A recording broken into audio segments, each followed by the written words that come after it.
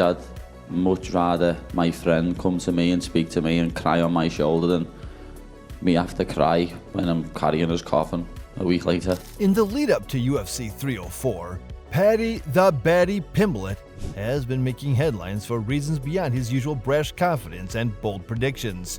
This time, it's something far more personal.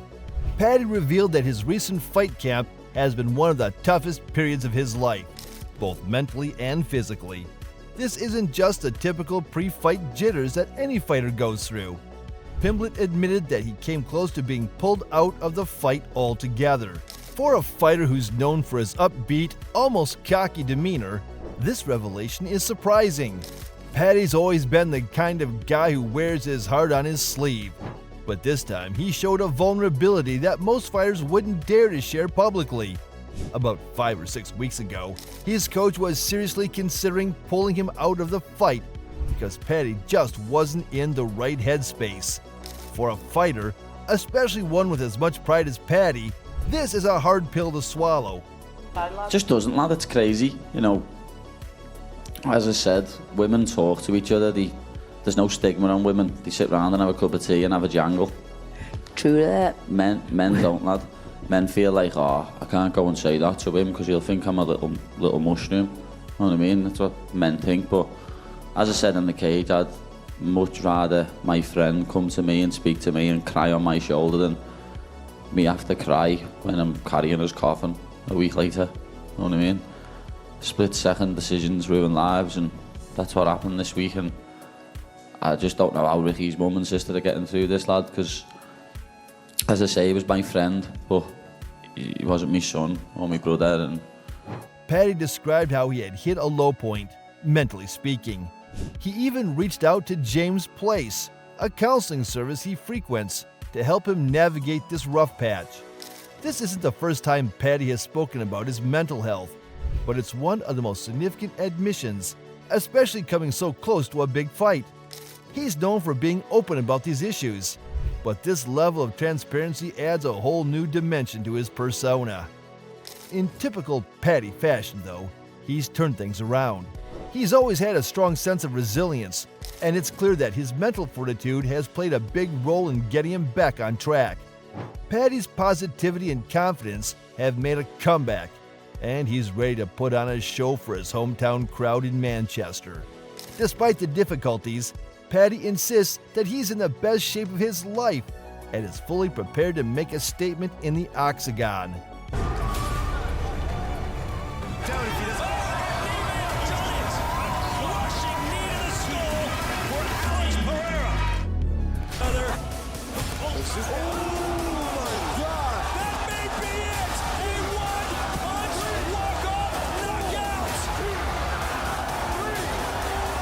On the other side of the MMA spectrum, we have Alex Pereira, a fighter who's been making waves with his talk of moving up to the heavyweight division. Pereira's move isn't just about climbing the ranks, it's about cementing his legacy in a sport where weight classes often dictate a fighter's entire career. But while Pereira's ambitions are commendable, not everyone is convinced that this is a good idea, especially Curtis Blaydes, one of the top contenders in the heavyweight division. Blaydes didn't mince words when he addressed Pereira's potential move up to heavyweight. His message was clear: it's a bad idea. Pereira might be a powerhouse in the middleweight division, but stepping into the heavyweight class is an entirely different beast. Blaydes is a wrestler, and he knows his strengths. If he ever faces Pereira in the octagon, he plans to shoot for a takedown immediately. No standing and trading blows. No giving Pereira a chance to land his devastating strikes. Everything, but we also have Alex Pereira's inevitable move to the heavyweight division. Bad idea. Bad idea for him. I'll give you my premeditated plan. I'm gonna shoot immediately. Why would I give him any chance to knock me out on the feet when I know I can take him down at will? And he has to know that. I think he's looking for a specific heavyweight, not any heavyweight. He has matchups against. I could see him beating guys like Ty. Blaydes' strategy is simple and effective. He's fully aware of the risks Pereira brings with his striking power, but he's also confident that his wrestling skills will neutralize those risks. In the heavyweight division, where every punch can end a fight, Blades believes it would be foolish to engage Pereira in a stand-up battle. Instead, he plans to exploit the gaps in Pereira's game, specifically his grappling. This isn't just Blades talking trash. It's a well-thought-out approach from a fighter who knows his strengths. The heavyweight division is a different world, and while Pereira has the tools to succeed, Blades believes that without a solid grappling game, Pereira could be in for a rude awakening. It's a warning that Pereira would be wise to consider, especially if he wants to avoid a rough transition to a heavier weight class. Switching gears to another fighter who has been in the spotlight for different reasons, Khabib Nurmagomedov is facing some significant legal challenges back in Russia.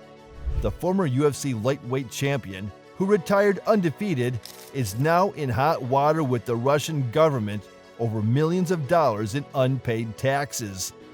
According to reports, the Russian Federal Tax Service opened a case against Khabib on July 5th, which has led to the possibility of the government seizing his assets to recover the money owed.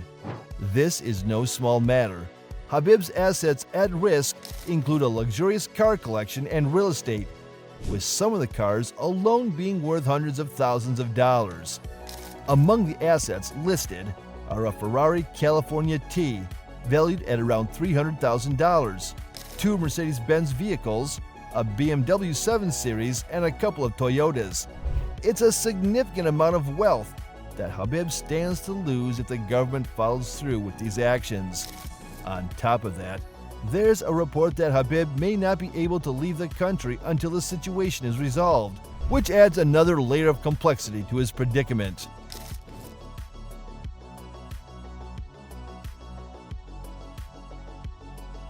Khabib has publicly denied any tax debt, which only adds to the confusion.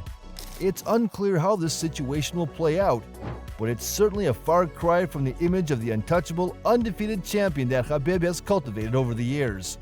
His legacy in the octagon remains untarnished, but these legal issues could have a lasting impact on his post-fight career and his reputation in Russia.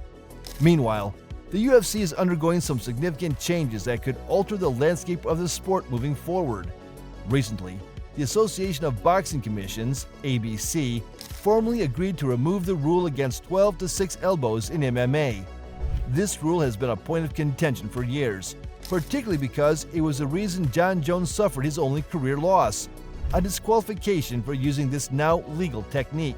For those unfamiliar, a 12-6 elbow is a strike delivered straight down from a 12 o'clock to a 6 o'clock position, and it was previously banned because of its perceived danger.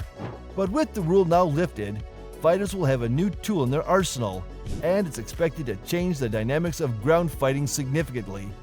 So as we look ahead to UFC 304 and beyond, one thing is certain: the world of MMA is as thrilling as ever. Don't you think so? Do tell us in the comments, and also subscribe to our channel for more MMA updates.